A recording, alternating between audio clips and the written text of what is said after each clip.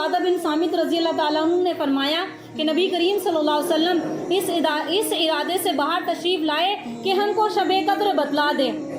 रमज़ान मुबारक का महीना था तो आप बाहर तशरीफ लाए इस इरादे से कि शबे कद्र के बारे में बता दें।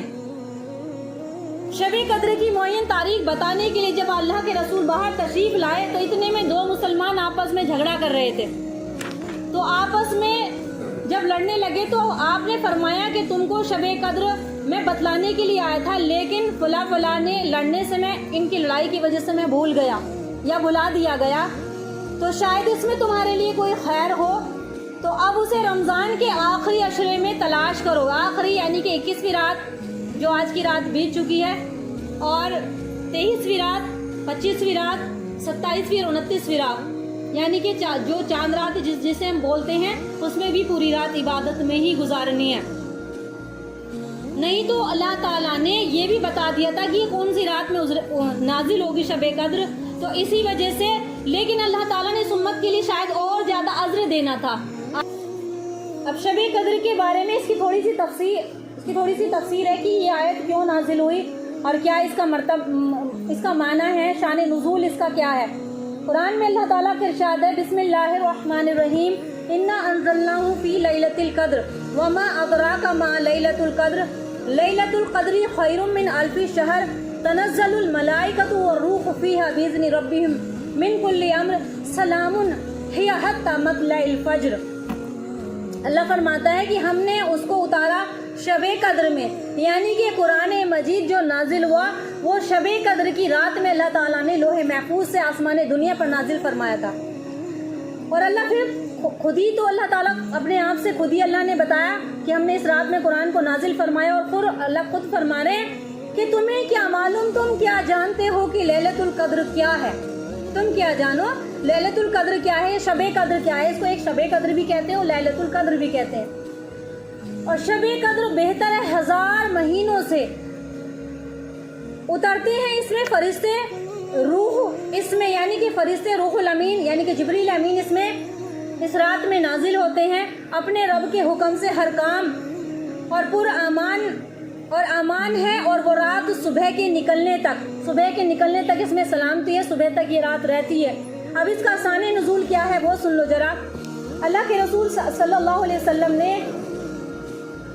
बनी इसराइल के एक मुजाहिद का हाल, एक मरतबा सहाबा इकराम को आपने बनी इसराइल के मुजाहिद का हाल बयान फरमा रहे सहाबा इकराम के सामने, तो आपने जिक्र फरमाया कि जो 1000 महीने तक मुसलसल मशगूल जिहाद करता रहा। बनी इसराइल का एक शख्स था जो मुसलसल, उनकी उम्रें लंबी हुआ करती थी, 1000 साल तक मुसलसल अल्लाह के रास्ते में जिहाद करता रहा। तो ये सुनकर मुसलमानों सहाबा इकराम ने जब सुना तो बड़ा ताज्जुब हुआ, और इस पर ये सूरे कद्र नाजिल हुई, ये वाली सूरत इस पर नाजिल हुई। तो इस रात में उम्मत के लिए सिर्फ एक रात की इबादत को मुजाहिद की उम्र भर की इबादत से 1000 महीने के बेहतर बराबर उससे भी बेहतर करार दे दिया। यानी कि अगर तुम इन 5 रातों में से एक रात तुम्हें मिल गई तो वो जो मुजाहिद 1000 महीने तक अल्लाह के रास्ते में जिहाद करता रहा, उससे बेहतर तुम एक रात जाग लो तो तुम्हें अल्लाह ताला उससे भी कई गुना अज़र देगा। एक रात में जागने का अज़र कितना मिल रहा है? 1000 महीनों से। अल्लाह खुद फरमा रहे हैं कि खैरुम मिन अल्फि शहर, ये 1000 महीनों से बेहतर है ये रात। और 1000 महीने तकरीबन 83 साल की उम्र के साल के बराबर होते हैं। इतनी तो बंदा उम्र भी नहीं पा रहा, पहले ही उम्र कम हो रही है उम्मत मोहम्मदिया की।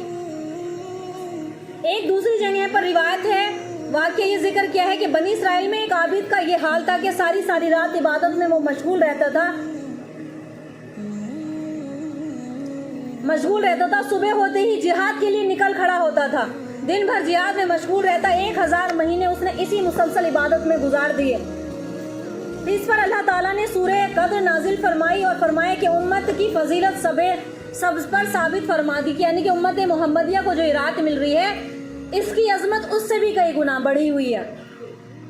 अब आगे आते हैं लैलतुल कद्र के माना क्या है। माना भी तो पता होनी चाहिए कि लैलतुल कद्र के माना क्या है। तो कद्र के माना है अजमत और शर्फ के हैं। इसके माना है अजमत और शर्फ के।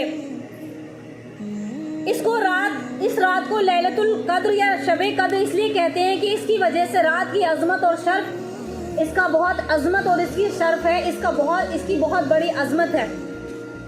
اس رات کو لیلۃ القدر اس وجہ سے بھی کہا گیا ہے کہ جس آدمی کی اس سے پہلے اپنی بے عملی کے سبب سے کوئی قدر اور قیمت نہ تھی، یعنی کہ انسان کی کوئی قدر و قیمت نہیں ہے، جب وہ اللہ کی طرف رجوع کرتا ہے، اللہ کی طرف آتا ہے، راتوں کو اٹھتا ہے، روتا ہے، گڑ گڑاتا ہے، تو اللہ اس کا مقام بڑھا دیتے ہیں۔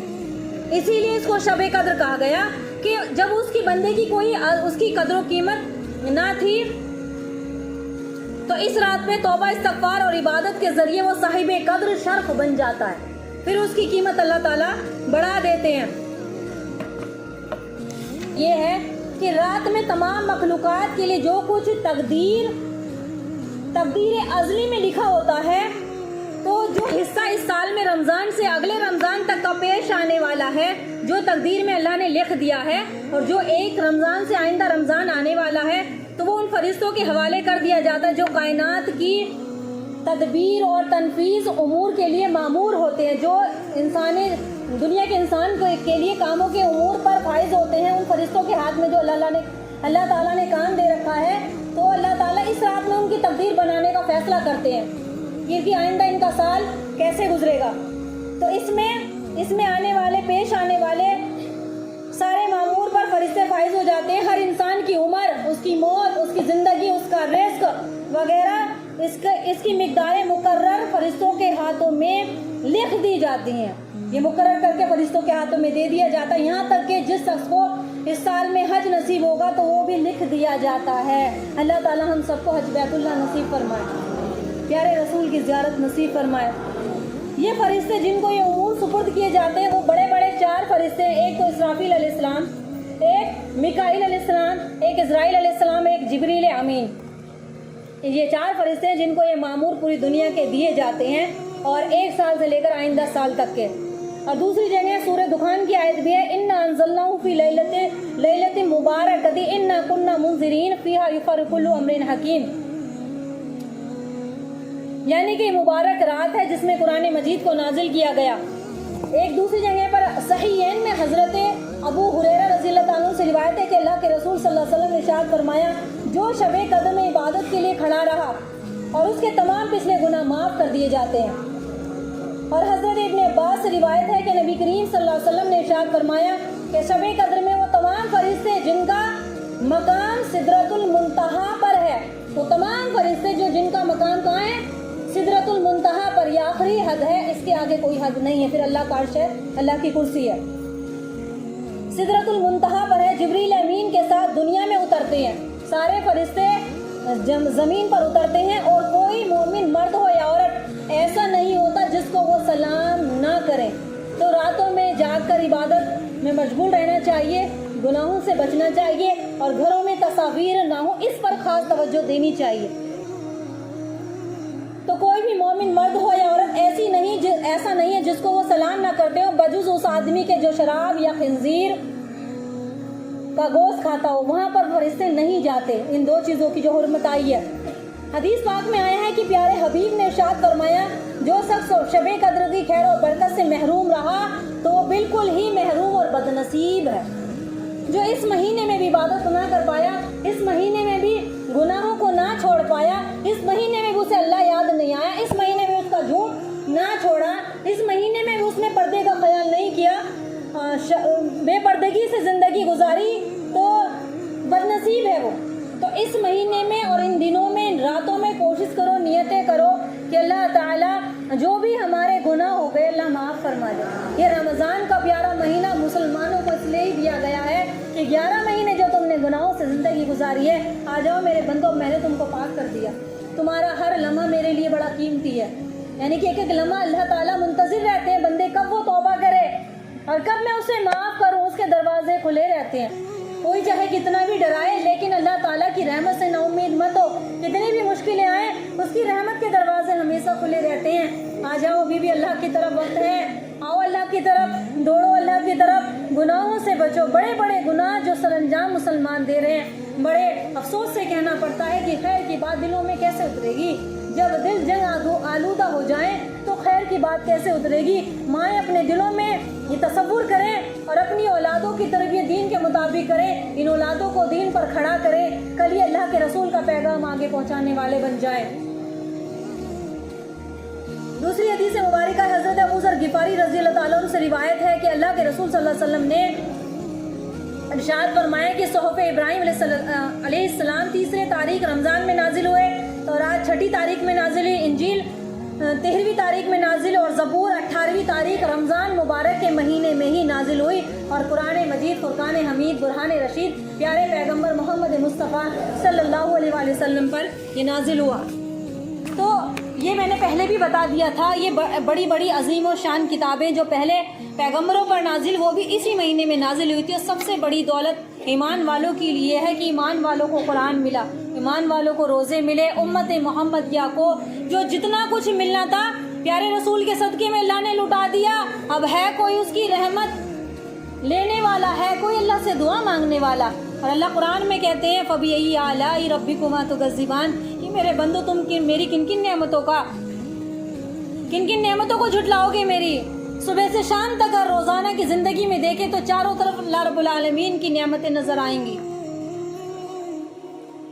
اور ایک یہ بھی ہے، تو اگر کسی انسان کو شب قدر کی راتیں نہ مل پائیں، بعض مرد حضرات مستورات تو خاص کر جاگ لیتی، بعض مرد شاید نہیں جاگ پاتے، تو ان کے لیے تھوڑا سا اللہ نے تھوڑا سا ایک راستہ نکال دیا، حالانکہ جاگنے کی کوشش کرنی چاہیے، کہ جس شخص نے شب قدر میں عشاء اور صبح کی نماز باجماعت پڑھ لی، شب قدر میں یعنی کہ رمضان میں عشاء کی نماز اور فجر کی نماز باجماعت پڑھ لی، تو اس نے اس رات کی ثواب کو حاصل کر لیا۔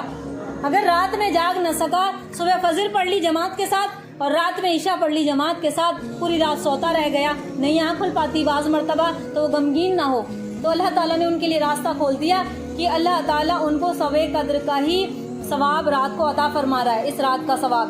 اور جو شخص جتنا زیادہ کرے گا، زیادہ ثواب پائے گا، زیادہ اٹھے گا، تو اللہ تعالیٰ اس کے زیادہ مرتبے کو اللہ تعالیٰ بڑھائیں گے۔